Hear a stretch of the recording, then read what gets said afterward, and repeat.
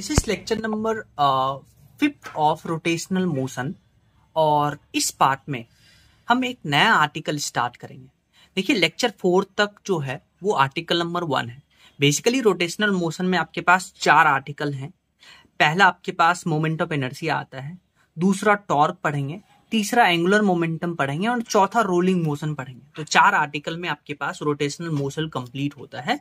This is lecture number 5th जिसमें हम second article start करेंगे, दैट इज टॉर्क। अच्छा देखिए टॉर्क जो है इसका पहले मतलब समझिए। अगर आपको क्लासिकल मैकेनिक्स की बात करते हैं जो आप पढ़ के आए हैं, न्यूटन्स लॉज ऑफ मोशन आप पढ़ के आए हैं, उसमें हम क्या करते हैं कि अगर किसी ऑब्जेक्ट को लीनियरली मूव करवाना है तो वहां पे हम फोर्स लगाते थे। यानी अगर ऑब्जेक्ट को आपको मूव करवाना है in a linear motion, then you need to apply force on that object. लेकिन क्या हो कि if you want to rotate this object, and if you want to rotate this object, so you will have to apply torque on this object. अगर आपको सीधा चलाना है तो आपको फोर्स लगाना पड़ेगा। अगर आप किसी ऑब्जेक्ट को घुमाना चाहते हैं तो you need to apply torque on that object. ठीक है, तो टॉर्क का मतलब समझ में आया। अच्छा उसको और समझते हैं। मान लेते हैं आपके पास एक हिंज है। हिंज मतलब जहां से ये बॉडी कनेक्टेड है, एक रॉड है लेंथ एल का, यहां इस हिंज से कनेक्टेड है। और आप देखिए यहां जो फोर्स लग रहा है इस रॉड पे वो कुछ ऐसा है, दिख रहा है आपको? तो पहले हम क्या करेंगे, हम एक जहां जिस पॉइंट पे फोर्स लग रहा है वहां हम एक line of action of force draw करेंगे। फोर्स के डायरेक्शन में एक लाइन ड्रॉ करेंगे। डन। अच्छा इस फोर्स के परपेंडिकुलर वाला जो डिस्टेंस होगा, ये जो लेंथ एल है इसका परपेंडिकुलर इस फोर्स के वाला ये डिस्टेंस होगा। तो ये जो परपेंडिकुलर डिस्टेंस है इसको क्लासिकल मैकेनिक्स में हम लीवर आर्म बुलाते हैं। यानी line of action of force से परपेंडिकुलर डिस्टेंस, इसको हम लीवर आर्म बुलाते हैं क्लासिकल मैकेनिक्स में। डन। तो मुझे टॉर्क कैलकुलेट करना है ओ के अबाउट, फाइंड करना है। तो हम क्या लिखेंगे, हम लिखेंगे टॉर्क, उसको लिखेंगे force into lever arm.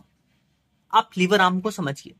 Lever arm क्या होता है? क्लासिकल मैकेनिक्स में लीवर आर्म का मतलब होता है, डेफिनेशन होता है कि line of action of force से परपेंडिकुलर वाला डिस्टेंस, उसको हम लीवर आर्म बुलाते हैं। तो बताइए यहां परपेंडिकुलर वाला डिस्टेंस ये है, तो यहां जो टॉर्क लिखेंगे that is will be r cross F vector. Torque जो है एक वेक्टर क्वांटिटी है, वेक्टर क्वांटिटी है मतलब डायरेक्शन पे डिपेंड करेगा। और इसका यूनिट आप देखिए, फोर्स का यूनिट होता है न्यूटन और लीवर आर्म परपेंडिकुलर डिस्टेंस ही है तो उसका यूनिट हो जाएगा मीटर, यानी कि न्यूटन मीटर टॉर्क का यूनिट होता है। अच्छा इसको और समझने के लिए दो सिचुएशन देखिए। पहला सिचुएशन देखिए, इसमें आपको एक रॉड जो है वहां इस हिंज से इस ओ के अबाउट हिंज्ड है, और अब जो देखिए जो आपके पास फोर्स लग रहा है इस रॉड पे वो एंगल थीटा पे लग रहा है, आप क्लियरली देख सकते हैं। तो मुझे ओ के अबाउट टॉर्क लिखना है, तो कैसे लिखेंगे सुनिए। आप क्या करिए, पहला स्टेप जो होगा आपका वो क्या होगा कि जहां पे फोर्स लग रहा है जिस पॉइंट पे, वहां पे आप line of action of force draw करिए, फोर्स के डायरेक्शन में कर लिए। डन। अच्छा अब इस line of force of action से, line of action of force से हम ढूंढेंगे क्या, लीवर आर्म। लीवर आर्म मतलब परपेंडिकुलर डिस्टेंस। तो ये देखिए परपेंडिकुलर डिस्टेंस है 90 डिग्री पर। अब देखिए अगर ये एंगल थीटा है तो ये एंगल थीटा होगा। तो रॉड का कंपोनेंट देखिए इस डायरेक्शन में हो जाएगा आर कॉस थीटा और इस डायरेक्शन में हो जाएगा आर साइन थीटा। तो जो टॉर्क लिखेंगे फोर्स इंटू लीवर आर्म, तो फोर्स तो एफ डाल दिए, पर लीवर आर्म क्या होता है, परपेंडिकुलर डिस्टेंस, यानी कि ये वाला जो कि है आर साइन थीटा, तो यहां आर साइन थीटा डाल दिए। डन।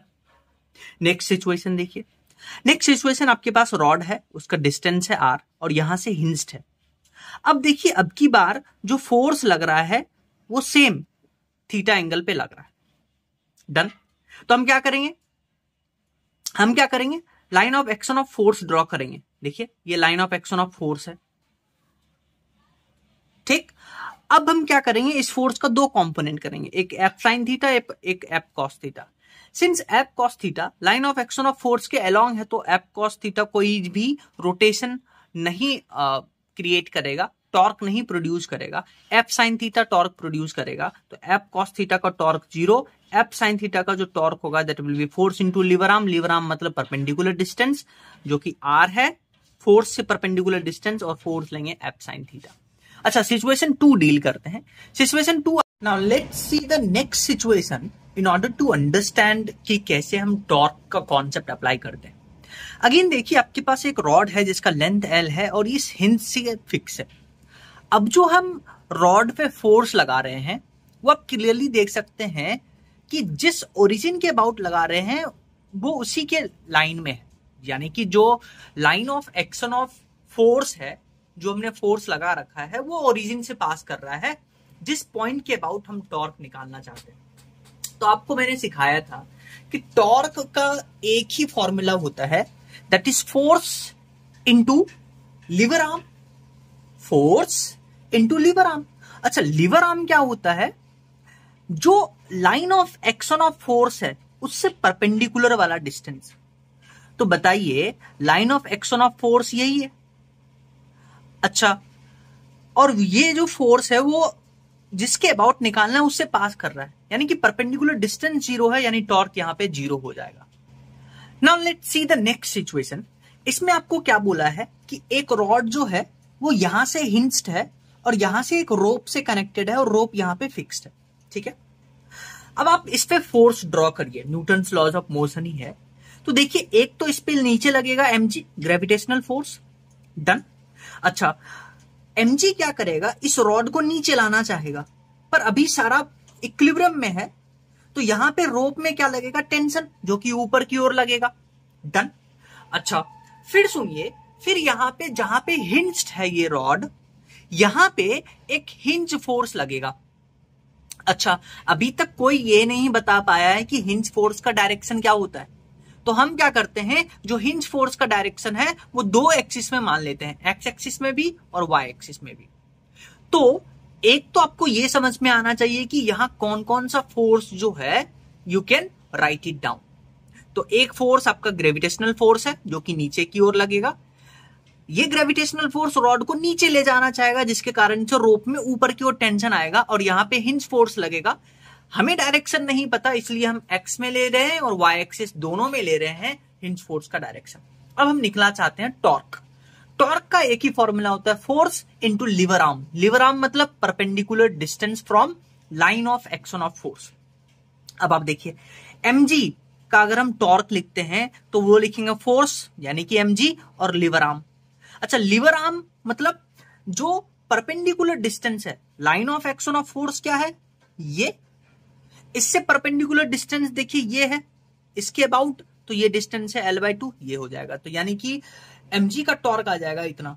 फिर टेंशन का टॉर्क, तो टेंशन का torque, line of action of force ये है, परपेंडिकुलर डिस्टेंस, ये टोटल लेंथ L है, तो टेंशन का टॉर्क आ जाएगा T इंटू लीवर आर्म मतलब परपेंडिकुलर डिस्टेंस।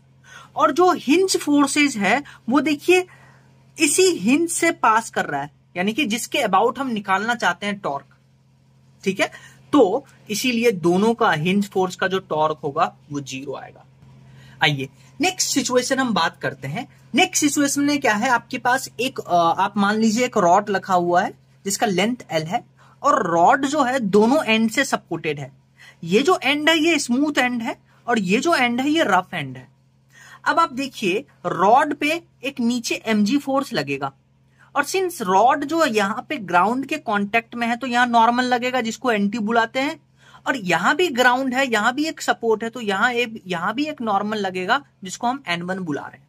अब ध्यान से सुनिए, mg के कारण रॉड जो है वो बाहर की ओर खिसकना चाहता है, क्योंकि mg जो है वो जो रॉड है या लैडर बोल लीजिए उसको लुढ़गा करके बाहर की ओर खींचना चाहता है। क्योंकि ये सरफेस स्मूथ है, ये सरफेस रफ है, तो जब ये बाहर, ये जो रॉड है जब ये बाहर ऐसे स्लिप करेगा तो रफ सरफेस है तो फ्रिक्शन लगेगा पीछे की ओर, क्योंकि स्लिप करने का टेंडेंसी ऐसे है, और यहां तो स्मूथ सरफेस है तो कोई फ्रिक्शन नहीं लगेगा। तो हमने क्या किया, फोर्स ड्रॉ कर लिया, mg, फ्रिक्शन, नॉर्मल, और हमें क्या चाहिए, इस पॉइंट के अबाउट हमें क्या चाहिए, टॉर्क कैलकुलेट करना है। तो आइए करते हैं। सबसे पहले mg का टॉर्क लिखेंगे। तो mg का टॉर्क लिखेंगे तो फोर्स इंटू लीवर आर्म, और लीवर आर्म मतलब परपेंडिकुलर डिस्टेंस, ठीक है, तो परपेंडिकुलर डिस्टेंस कैसे ड्रॉ करेंगे, इसके about line of action of force बनाएंगे, line of action of force ये हो जाएगा, और आपके पास परपेंडिकुलर डिस्टेंस कौन सा आ जाएगा, ये वाला परपेंडिकुलर। तो अगर ये थीटा है और ये यहां से यहां तक का डिस्टेंस हो जाएगा L/2, तो ये कंपोनेंट आ जाएगा L/2 cos थीटा। तो लीवर आर्म परपेंडिकुलर डिस्टेंस हो गया L/2 cos थीटा। फिर हम बात करते हैं फ्रिक्शन का टॉर्क। देखिए फ्रिक्शन जिस पॉइंट के अबाउट पूछा है उसी से पास कर रहा है, इसलिए फ्रिक्शन का जो टॉर्क हो जाएगा वो 0 हो जाएगा। सिमिलरली जो N2 है ये भी इसी पॉइंट से पास कर रहा है, तो N2 का भी टॉर्क 0 हो जाएगा। N1 की बात करते हैं, तो N1 का O के अबाउट, इस पॉइंट के अबाउट टॉर्क निकालना है। तो टॉर्क का एक ही formula, force into lever arm. Lever arm मतलब परपेंडिकुलर डिस्टेंस, फोर्स कौन सा है, N1। लिवर आर्म मतलब परपेंडिकुलर डिस्टेंस, तो line of action of force कौन सा है, ये देखिए line of action of force है, ये क्या है, line of action of force. तो आप देखिए ये रॉड का जो लेंथ L है उसका एक कंपोनेंट इधर होगा L cos थीटा, एक कंपोनेंट इधर होगा L sin थीटा, और यही force line of action of force के परपेंडिकुलर है। तो N1 का जो टॉर्क हो जाएगा वो हो जाएगा force into lever arm perpendicular distance, that is L sin theta. अब ध्यान से सुनिए, अब सिंस ये जो रॉड है रफ सरफेस के कारण इक्विलिब्रियम पोजीशन पे है, और जैसे ही हमने वर्ड इक्विलिब्रियम यूज किया, क्योंकि रॉड जो है वो लीनियर मोशन भी ट्रैवल कर सकता है और रोटेशन भी कर सकता है, तो अगर हम इक्विलिब्रियम की बात करते हैं तो यहां लीनियर जो नेट फोर्स होगा वो भी 0 होगा और नेट टॉर्क भी 0 होगा। तो अगर ऐसा है तो अब देखिए नीचे लग रहा है mg, ऊपर लग रहा है N2, तो mg जो है वो N2 के बराबर आएगा। अब ये जो फ्रिक्शन है और N1 है, लीनियर मोशन की बात कर रहे हैं, तो वो दोनों बराबर आएगा। और अगर हम नेट टॉर्क की बात करते हैं, तो नेट टॉर्क की बात करेंगे तो टॉर्क घुमाने का टेंडेंसी किसका है, एक तो mg का है और एक घुमाने का टेंडेंसी है N1 का। इस पॉइंट के अबाउट रॉड को घुमाने का टेंडेंसी किस फोर्स का है, mg का, N1 का, क्योंकि N2 और फ्रिक्शन तो उसी पॉइंट से पास कर रहा है, तो उसका टॉर्क तो 0 होगा। अब नेट टॉर्क इक्वल है, तो mg का टॉर्क कितना लिखे थे, mg का टॉर्क लिखे थे mg L/2 cos थीटा, और N1 का टॉर्क लिखे थे N1 L sin थीटा, यानी कि नेट टॉर्क जो है ये भी इक्वल होगा। आइए नेक्स्ट सिचुएशन की बात करते हैं। आपके पास देखिए एक सर्कुलर कोई ऑब्जेक्ट है और इस वर्टिकल प्लेन पे एक स्लैंट, ऐसा मानिए कि ये जो सर्कुलर ऑब्जेक्ट है एक इंक्लाइन प्लेन पे रखा हुआ है। तो आपसे पूछा है कि ये जो पॉइंट है इसके अबाउट टॉर्क निकालना है। ठीक, पहले तो आप इस पे फोर्स ड्रॉ करिए, एक लगेगा इस पे नॉर्मल फोर्स, नीचे सेंटर ऑफ ग्रेविटी से लगेगा mg पर। इसका कंपोनेंट हम सीख के आए हैं न्यूटन्स लॉज ऑफ मोशन में, एक कंपोनेंट नीचे की ओर mg sin थीटा, दूसरा mg cos थीटा, तो इसको हम कट कर दिए। ठीक है, अच्छा ये जो सर्कुलर ऑब्जेक्ट है इसका टेंडेंसी है नीचे रोटेट करने का, नीचे जाने का, इसलिए फ्रिक्शन फोर्स ऊपर लगेगा। डन, तो फोर्स हमने ड्रॉ कर लिया, और इस O के अबाउट निकालना है हमें सारे फोर्स का टॉर्क। तो ध्यान रखिएगा, जिस पॉइंट के अबाउट निकालना है O के अबाउट निकालना है, अगर इसी पॉइंट से कोई फोर्स पास करेगा तो उसका टॉर्क 0 होगा। तो बताइए कौन कौन सा फोर्स पास कर रहा है, फ्रिक्शन इसी पॉइंट से पास कर रहा है, नॉर्मल इसी पॉइंट से पास कर रहा है, यानी कि, और mg का जो कंपोनेंट था mg cos थीटा इसी से पास कर रहा है, यानी mg cos थीटा, फ्रिक्शन और नॉर्मल, ये तीनों का टॉर्क 0 होगा, क्योंकि ये सभी जिस पॉइंट के अबाउट टॉर्क पूछा है उसी से पास कर रहा है। डन, तो सिर्फ टॉर्क किसका लिखेंगे, mg sin थीटा का। अब आइए mg sin थीटा का टॉर्क लिखेंगे, तो यानी ओनली mg sin थीटा का टॉर्क में कंट्रीब्यूशन होगा, और टॉर्क लिखने का एक ही फॉर्मूला होता है, force into lever arm. Lever arm मतलब परपेंडिकुलर डिस्टेंस, फोर्स कौन सा है, mg sin थीटा। अब परपेंडिकुलर डिस्टेंस निकालने के लिए आप line of action of force बनाइएगा, ये देखिए, और यहां का परपेंडिकुलर डिस्टेंस ये हो गया रेडियस के बराबर, तो mg sin theta into radius. Next आइए एक सिचुएशन की बात करते हैं। इस सिचुएशन में क्या है, आपके पास एक कोई सर्कुलर ऑब्जेक्ट है, या तो रिंग हो सकता है या डिस्क हो सकता है। डन, इसका रेडियस और मास आपको गिवन है, और बोला कि ये जो सर्कुलर ऑब्जेक्ट है यहां से हिंज्ड है, यहां से हिंज है, फिक्स्ड है, और इस यहां पे एक रोप कनेक्ट करके इस रोप को हम नीचे टेंशन देते हैं, रोप को खींचते हैं, तो आपको पता है सर्कुलर ऑब्जेक्ट घूमेगा। टॉर्क आएगा इसमें। तो अब फोर्स लिखना है, फोर्स ड्रॉ करना है, उसका टॉर्क निकालना है, और टॉर्क निकालना है आपको ओ के अबाउट, जहां से हिंस्ड है वहां से। तो बताइए टॉर्क में कौन कौन सा फोर्स पार्टिसिपेट करेगा? हाँ, एक चीज तो याद रखना है कि वो फोर्स जहां से टॉर्क पूछा है, हिंज से पूछा है, अगर कोई फोर्स उसी हिंज से पास करता है तो उसका टॉर्क हम 0 लिखेंगे। तो देखिए mg जो है इसी हिंज से पास कर रहा है, यानी कि O के अबाउट पूछा है, तो mg का टॉर्क 0 लेंगे। तो अब लेना है टेंशन का टॉर्क। तो टेंशन का टॉर्क लिखने के लिए हम एक ही फॉर्मूला लगाएंगे, फोर्स इंटू लीवर आर्म, यानी परपेंडिकुलर डिस्टेंस। फोर्स हो गया टॉर्क, फोर्स हो गया टेंशन, और लीवर आर्म परपेंडिकुलर डिस्टेंस। तो line of action of force बनाएंगे, परपेंडिकुलर डिस्टेंस रेडियस आर के बराबर, तो टॉर्क आ गया टेंशन इंटू रेडियस आर। ठीक है। अच्छा, यहां पे हम क्या कर सकते हैं, न्यूटन सेकेंड लॉ लगा सकते हैं। न्यूटन सेकेंड लॉ क्या कहता था, डीपी अपॉन dt या force equal to mass into acceleration, ये ट्रांसलेटरी मोशन में। इसी का सेम रोटेशन में अगर हम कंपेयर करें तो फोर्स के जगह पे टॉर्क आएगा, मास के जगह पे आई, और एक्सेलरेशन के जगह पे अल्फा। और आपको पता है आपको पता है जो लॉज ऑफ मोशन है उसका रोटेशन में ऐसा कुछ होता है, इसको हम लिखते हैं S equal to ut plus half at square. आप कंपेयर कर सकते हैं, और ये हो जाएगा v equal to u plus eighty.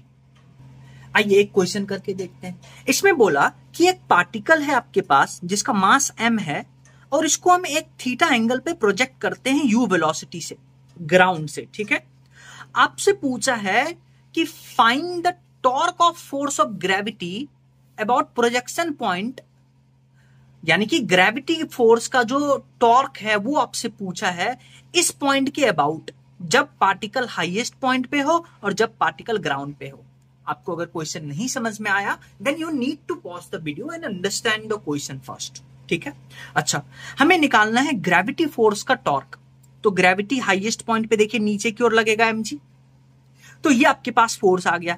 इस पॉइंट के अबाउट निकालना है, तो line of action of force ये है, और उसका परपेंडिकुलर डिस्टेंस ये हो जाएगा। अब आपको पता है अगर पार्टिकल यहां से प्रोजेक्टाइल किया वापस ग्राउंड पे पहुंचेगा तो ये टोटल डिस्टेंस होता है रेंज के बराबर, और रेंज का फॉर्मूला होता है u square sine 2 theta divided by g. तो यहां से यहां तक हाफ ऑफ रेंज हो जाएगा। तो अगर हम हाईएस्ट पॉइंट पे ग्रेविटी का टॉर्क लिखेंगे तो वो हो जाएगा फोर्स इंटू लीवर, यानी कि लीवर आर्म मतलब परपेंडिकुलर डिस्टेंस, तो mg फोर्स के बराबर, और lever arm perpendicular distance range divided by 2, तो हाईएस्ट पॉइंट पे आएगा। ग्राउंड पे जब पार्टिकल हिट किया तो यहां पे निकालना है टॉर्क, क्या लिखेंगे, force into lever arm, force mg के बराबर, लीवर आर्म पूरा परपेंडिकुलर डिस्टेंस, क्योंकि line of action of force ये है, परपेंडिकुलर डिस्टेंस ये हो जाएगा पूरा रेंज के बराबर। तो आ गया। नेक्स्ट हम बात करते हैं vector form of torque. Vector form of torque को लिखते हैं r क्रॉस f। ठीक है। डायरेक्शन कैसे निकालते हैं ध्यान से सुनिएगा। डायरेक्शन निकालने के लिए आप क्या करिएगा, आप अपना जो पूरा पाम है वो रेडियस की डायरेक्शन में ले जाइए और फोर्स की तरफ कर्ल करिए, तो जो अंगूठा होगा वो आपको डायरेक्शन देगा। जैसे देखिए ये सिचुएशन देखिए, रेडियस उधर है तो पाम उधर ले गए, और फोर्स के डायरेक्शन में कर्ल करना है तो जो थंब है वो अंदर की तरफ पॉइंट कर रहा है, तो यहाँ जो टॉर्क होगा वो इनवर्ट होगा। जैसे इस क्वेश्चन को देखिए, रेडियस इधर है तो हम थंब जो पाम है वो रेडियस की डायरेक्शन में ले जाएंगे, फोर्स की तरफ कर्ल करेंगे तो जो अंगूठा है थंब है वो आपको ऊपर की ओर नजर आ रहा है, तो यानी टॉर्क का डायरेक्शन ऊपर हो जाएगा। आइए, जैसे हमने पढ़ा vector form of torque r cross f vector, cross product जैसे ही आया तो क्रॉस प्रोडक्ट को सॉल्व करने के लिए हम मैथ वाला एक कॉन्सेप्ट लगाते हैं, मैट्रिक्स वाला, तो वो हम सीखना चाहते हैं। ठीक है। तो मान लीजिए आपको कार्टेशियन सिस्टम दिया और इस पॉइंट पे फोर्स लग रहा है, इसका वैल्यू आपको 3D सिस्टम में ऐसा दे रखा है। अच्छा, जिस पॉइंट पे फोर्स लग रहा है उसका आपको वैल्यू दे रखा है 1,2, तो आपसे पूछा है कैलकुलेट टॉर्क अबाउट ओरिजिन, तो फोर्स कहां पे लग रहा है एट 1,2, टॉर्क का ये फॉर्मूला होता है। अच्छा, अब टॉर्क का ये फॉर्मूला होता है r क्रॉस f। फोर्स तो आपको दे रखा है पर हमको रेडियस निकालना है, मतलब जो डिस्टेंस है वो निकालना है। तो डिस्टेंस निकालने का फॉर्मूला होता है जहां फोर्स लग रहा है, फोर्स कहां लग रहा है 1,2 पर, माइनस जिसके अबाउट टॉर्क फाइंड करना है, किसके अबाउट टॉर्क फाइंड करना है, ओरिजिन के अबाउट। तो ये बहुत इंपॉर्टेंट फॉर्मूला है, वापस से सुन लीजिए। आर निकालने के लिए आपको क्या लगना है, क्या फॉर्मूला लगाना है, जहां पे फोर्स एक्ट कर रहा है, कहां पे 1,2, माइनस जिसके अबाउट टॉर्क फाइंड करना है, किसके अबाउट अभी करना है, ओरिजिन के अबाउट 0,0। अगर बोल दे 1,2,1 के अबाउट टॉर्क निकालना है तो यहां हम आई कैप 2j कैप प्लस आई कैप लिखते हैं। डन। तो आप देखिए आर आ गया, जहां फोर्स लग रहा है 1,2 पे 1,2 पे माइनस ओरिजिन के अबाउट, तो ये लिख दिए, तो आर आ गया।